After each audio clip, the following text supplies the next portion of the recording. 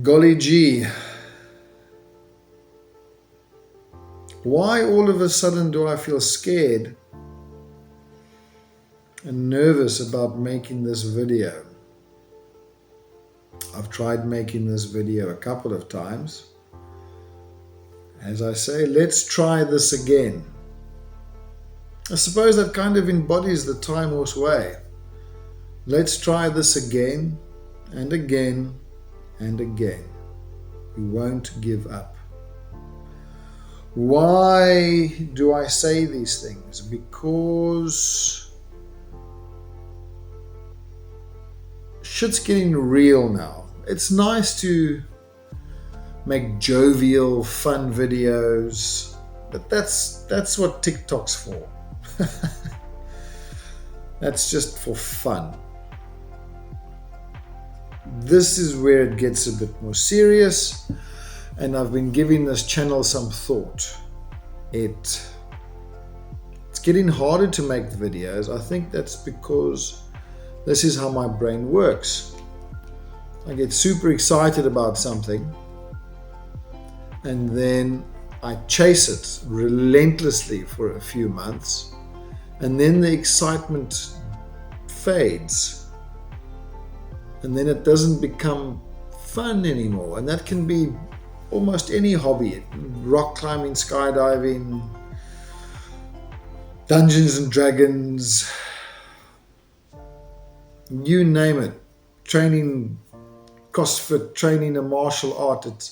It gets, after a while, the interest fades and the desire to do so fades, and that's where it gets scary and it gets real. And I'm coming to a point now with this journey of mine where I created this channel to overcome my fear of, perceived personal failures, and to document my journey towards what I deem my personal success. And in doing so, I hold myself accountable, as well as giving hope to people like me out there in a similar situation where you might find yourself in your middle-aged chapter of your life, where you might not have achieved what you want at this stage. Because when you hit your middle-age phase, time becomes a lot more apparent. We're still young enough to not admit that it's serious, because in your 20s, you've got lots of time. And this is where the rubber hits the road. It becomes a now or never scenario. And that's where I find myself, at least, I suppose, mentally, because I can do the maths now. I've only got so many years before I get, older, and the older you get, the harder it is to maintain a, high pace of work. If in your 20s you can grind, I wish I'd ground in my 20s, but to a certain degree, I wasted it frivolously. 30s also, and now it's just, as I said, just getting real. That's why I want to prove to myself, first and foremost, that I can achieve what I want to achieve. And that's why I've registered a company. I've moved with my family to the Netherlands from South Africa. This was just under 2.5 years ago. And I've rebranded myself mentally, physically, emotionally. And I think wherever someone is in their life, they can definitely start again, because that's what I've been told champions are made of. Who doesn't want to be a champion? It's not about how many times you get knocked down, as long as you always get up one more time. So, let's get back to documenting the journey so far. Registered a company. Finally, this is the big announcement. Finally, my company is registered after about 2 months of back and forth, filling in documents and correcting mistakes and sending it back, and then getting the next document and then sending it back and then fixing it. It was a laborious process, but we got through it. The advertisement was that you can do it in 3 minutes. No, it took 2 freaking months. And I'm going through a similar experience now, because in my mind, I have this mental hurdle that I can't do business without a business bank account. So I've been trying to open a bank account with one of the big banks in the Netherlands. I've left one of the banks because I got absolutely frustrated with them and then frustrating levels of customer service and the way, just the systems in place.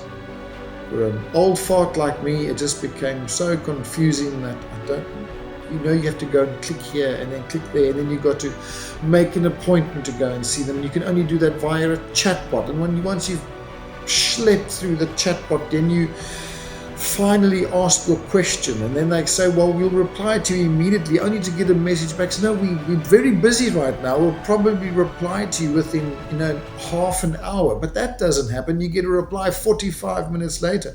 But by that time, you're busy with your job, or you're busy with something else, or you're picking up kids. And then literally 5 minutes after they reply, you get this response, oh no, I see you're unresponsive. I'm closing this conversation and this query. So you've got to start the whole freaking process all over again just to open a bloody business bank account at one of the major banks here in the Netherlands. It is so freaking frustrating. I want to throw my phone out the window, and I want to give up. That's how frustrating I find it.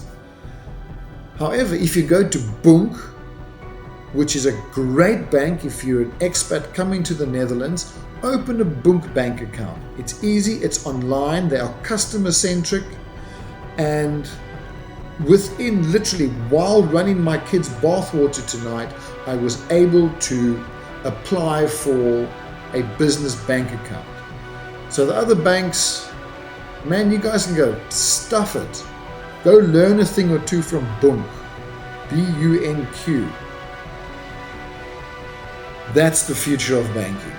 Well, at least I hope so, because it was good. And the TimeHorse is good. We want good things. We want good products, good services. So I'm now officially, I'm not sponsored or affiliated with Bunk in any way, but I met someone today. I went on a podcast for the first time, Sh1t's.co.za. It was a wonderful experience. I hope they go live soon. It's basically also spreading good and positivity out into the world.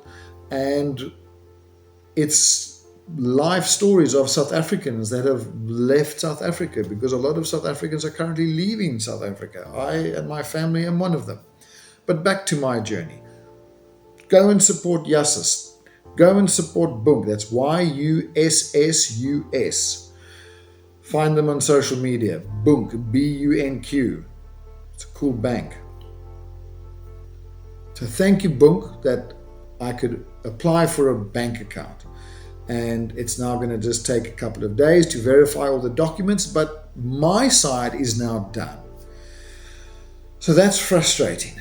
or that wasn't frustrating, but up until the point and Bunk came to the rescue. But now, once this mental hurdle is cleared of opening a bank account, my chaos board behind me, I can finally start putting. It feels like I've got the company registered, I've got my holding company, I've got my trading company. I might get more trading companies as these crazy ideas of mine coming to fruition, but I need money to do that. So that's my next step. I'm focusing, I don't know where my goal is exactly where I'm going, but I know I'm heading in the right direction. I don't know which one of my ideas are going to take off, which ones are going to hit, which one's going to be a success, if any of them are going to be a success. And this is the point where it's fun to talk about how I'm going to do these things. But when it comes to actually doing them, I'm serious, it's getting scary. I could quite easily say, you know what, I work for a great company, let's stay there. And I want to stay with this company for as long as possible. The first idea that I am pursuing is going to work in conjunction with my current employer, because they really are a great bunch of people. And I hope that we can effectively, I scratch your back, you scratch mine, that we can grow together. But it might fail. It might be an absolute failure, because I've been doing some due diligence on this idea that I have, which I will tell you about it later. I don't want to get into too much details. But the big hurdle now is finding location. I need floor space. I can go and rent a small factory unit, a mini factory unit, but that's 800 euros a month, excluding VAT. I can't afford to do that. Not now. So I need to have some initiative, some out-of-the-box thinking, some unorthodox ways. And I've had an idea. And if it works, I'll tell you about it on this channel. I'm hoping to rent a parking space for a car and put a shipping container on it, because all I really need is a closed space, and I'll run a cable to the container. And I'm hoping to get away with a company that I can, like just 100 euros a month as opposed to 800. And that'll be the start. Because if that starts growing and generating a little bit of income, I can then pursue all these crazy ideas that I have. Because I'm at an age now where I don't want to, I can't afford to. I have other responsibilities with my salary that needs to come into my household. So the business that I'm starting really needs to be bare bones, bare minimum, minimal capital investment.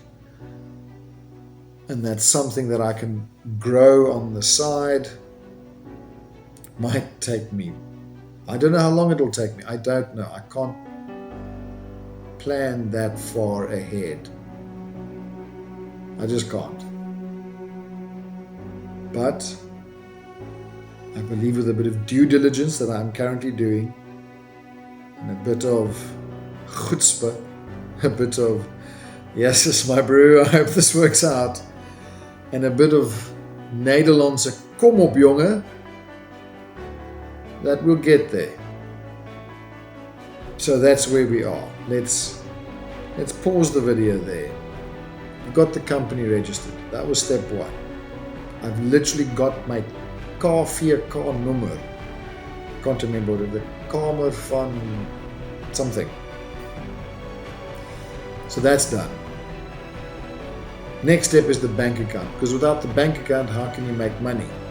I don't want it going into my personal bank account because I want my business and the tax structure to be separate. I need to get an accountant, but I can do that once I can do that alongside starting the business. Like there's little things that I can start, but I need the damn bank account. I can't sell anything and get paid for it and keep it separate if I don't have a bank account so I can track it.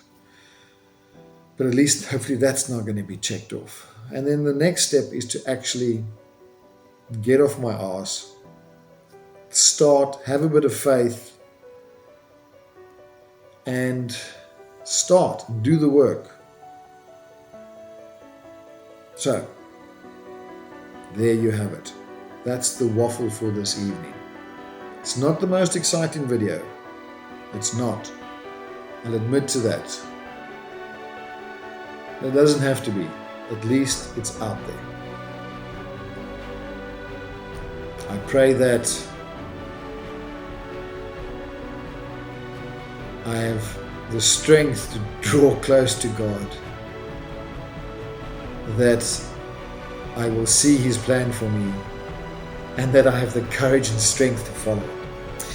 So, without too many feels, I came across a wonderful poem that I'd like to end this video with. It was written by Teddy Roosevelt, Theodore Roosevelt, one of the presidents of America of back in the days. And it's titled The Man in the Arena. I'm going to try and read it eloquently. Here goes.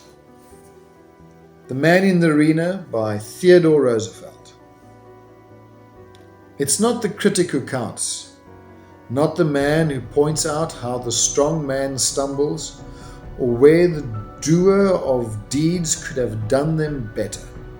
The credit belongs to the man who is actually in the arena, whose face is marred by dust and sweat and blood, who strives valiantly, who errs, who comes short again and again. Because there is no effort without error and shortcoming. But who does actually strive to do the deeds, who knows great enthusiasms, the great devotions, who spends himself in a worthy cause, who at best knows in the end the triumph of high achievement, and who at worst, if he fails, at least fails while daring greatly, so that his place shall never be with those cold and timid souls who know neither victory nor defeat.